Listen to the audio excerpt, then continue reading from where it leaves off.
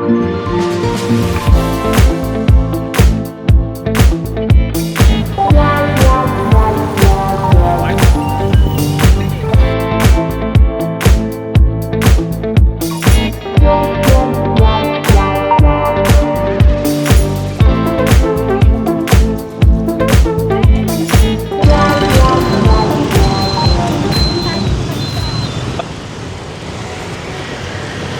evening ka-trippers. Ngayon, andito kami sa Ho Chi Minh.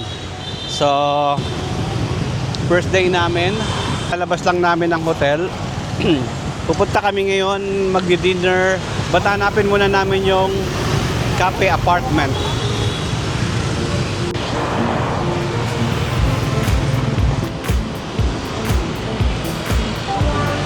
So, dito pa rin tayo sa city ng Ho Chi Minh at naglalakad papunta. Naghanap tayo ng magandang resto para mag-dinner.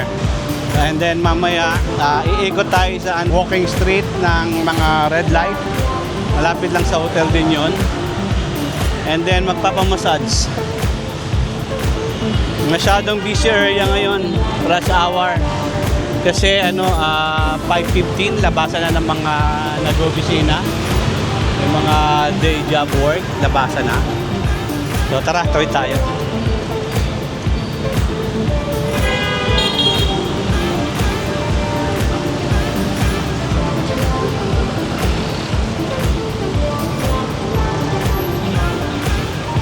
At kung gusto niyo mag-rent ng motor, meron din na available dito. Maraming choices dito. So,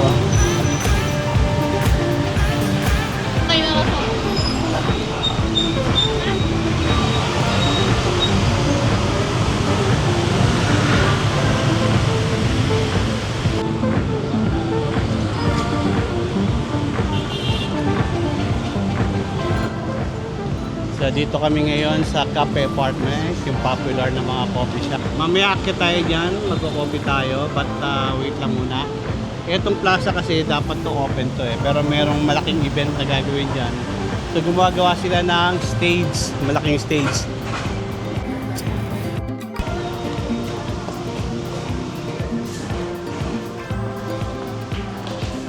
Hello, pizza.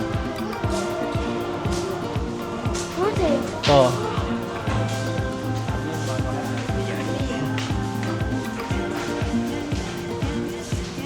Pwede palang i-refund pagka sa Meraki Cafe. So, dahil wala Vietnamese dong, hindi kami nakapag-withdraw. At wala kami pang bayad sa elevator, sa lift, 3,000 dong ang fee para makaakit ka. So, naghagdan kami. So hopefully itong cafe merong nag-accept card payment.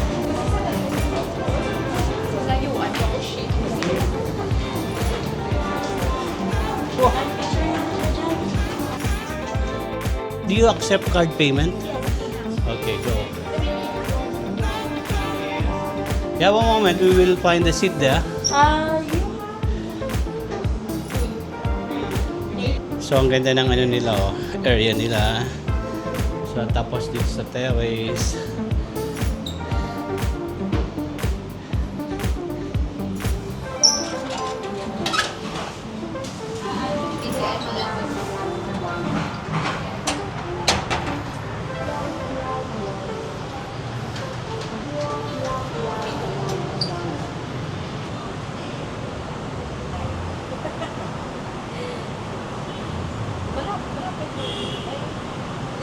So sila yung mga kabayan na namit namin dito.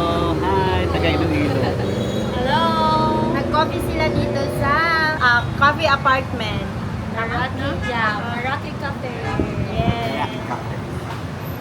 Ang sarap makita ng kabayan. So ito yung Meraki Cafe. Yan, dyan tayo. Ganda.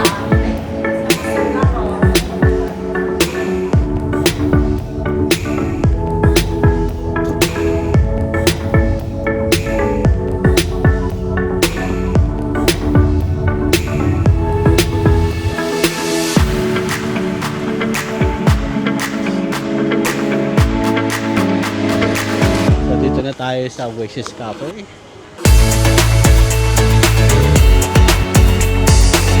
Nice. Ito agad yung pagpasok mo, mga koi fish. Wow. Ganda naman dito. Daming customer, oh. Table for two. Can you see? We have one table, we have water. Okay. We can sit there. We have one available, the last one. The last one, okay. So, tignan muna natin dito. Ingat ka lang. Guys, so pag andito kayo sa Ho Chi Minh, huwag nyo kakalimutan pumunta rito sa Oasis Cafe. Napakaganda rito. Parang naalala ko yung pumunta tayo sa Lalitas Cafe sa Chiang Rai. Yeah, ganito. Guys, ang ganda rito. Worth it ang ang visit niya. So tutulay ka rito. And ayan yung uupuan mo. Ayan, may koi, malalaki, oh.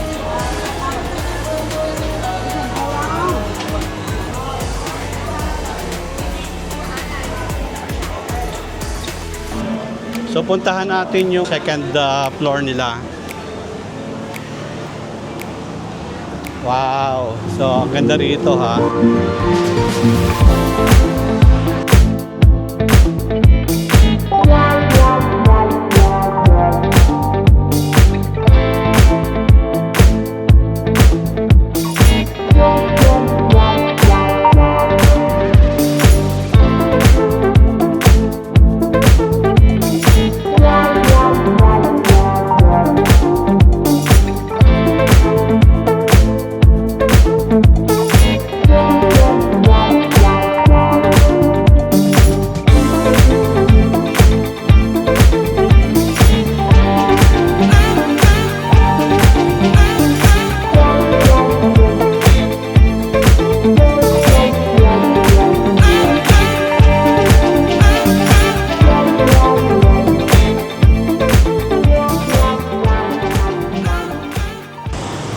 So huwag kayong pupuntang 8:30 doon sa Oasis Cafe kasi hindi na sila magsiserve ng food or even snacks, even sandwiches.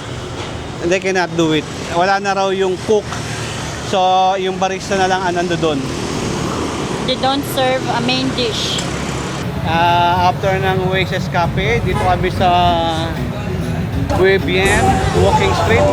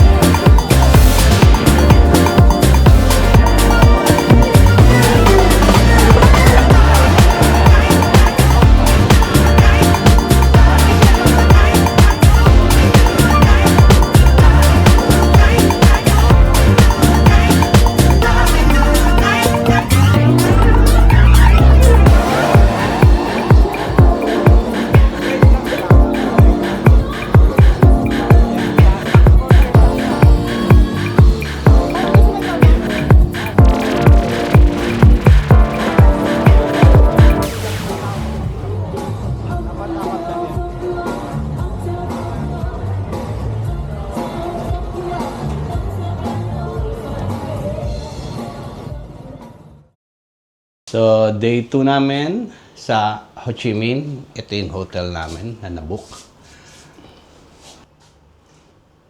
Ito yung view ng hotel namin dito sa Ho Chi Minh. And bababa tayo para sa breakfast. Tingnan natin kung ano ang food nila doon.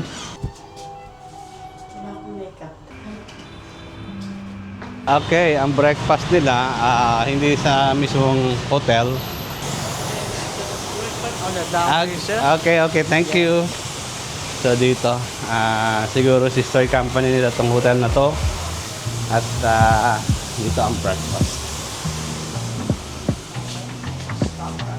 Yan tayo.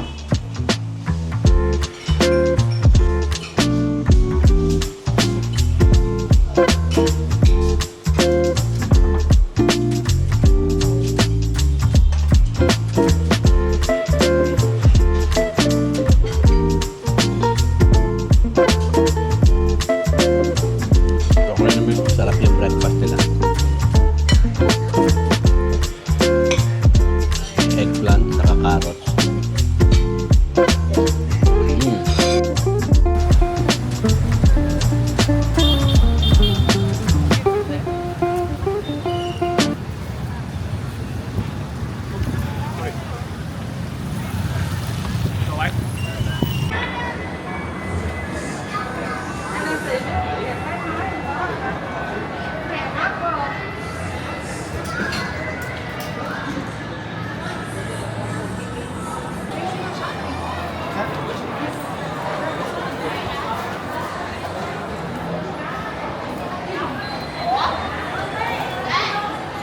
So dito kami ngayon sa Saigon Center dahil nag-uulan sa labas. Punta kami sa mall para maghanap ng massage center at dito na rin kami mag-lunch.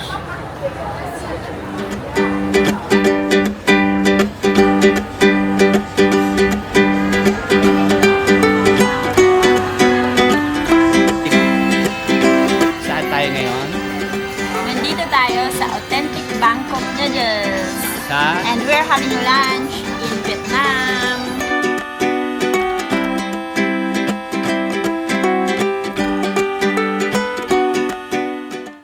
"2,000 years later." So, dito na kami sa domestic airport, Terminal 1. So, domestic flight kami ngayon, 11:20 p.m. Ang flight namin to Da Nang is mamaya pang umaga ng 5:20 a.m. See you Da Nang later. Ito yung domestic airport na Ho Chi Minh. So, hinahantay lang namin yung flight namin ng around check-in time is 4:40 but ang flight time niya is 5:30.